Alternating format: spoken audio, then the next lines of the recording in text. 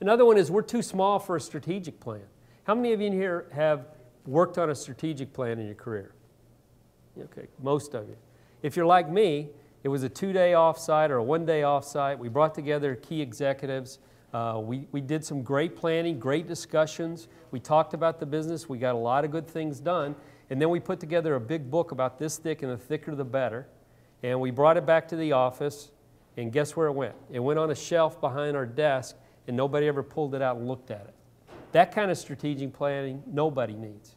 But a process, a strategic process is what people need in any size business.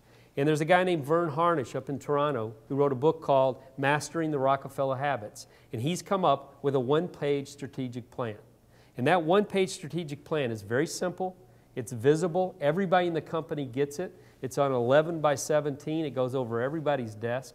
It has vision for 10 years from now, a 3-year plan, a 1-year plan and goals, a quarterly plans and goals, and strategies and tactics to get you there, and then key numbers that we can look at on a daily basis, a weekly basis, a monthly basis to see how the company is doing. You know, a guy named Jim Collins wrote Good to Great. It was a great book. And in that book, he said, really a strategic planning process should answer 3 questions. Do you have the right people? Are they doing the right things? And are the things they're doing right?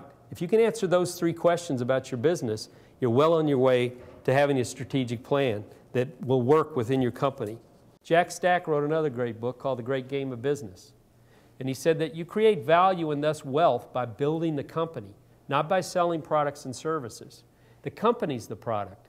To build equity value, you have to think strategically. So having a strategic process is vital to building equity and building a valuable business that you can either give to your kids or sell at some point. Which brings up the next lie.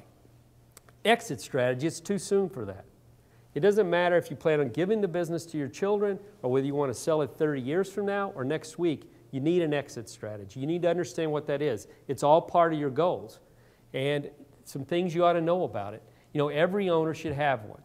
80% we talked about of successful small businesses end up locking their doors and walking away because they didn't have an exit strategy. They didn't have a plan to build value and equity in their business. They just treated it as a job. The other key part to remember is that the value of your business is in direct relationship with how much time you have to spend in that business to make it successful. If you're spending 60, 70 hours a week in your business, when you get ready to exit, if you want to sell that business, there aren't going to be very many buyers for it. Who wants to buy a job? And that's what you really have there. So over time, you've got to learn to be the CEO of the company, not the COO, not the Chief Operating Officer, but the Chief Executive Officer.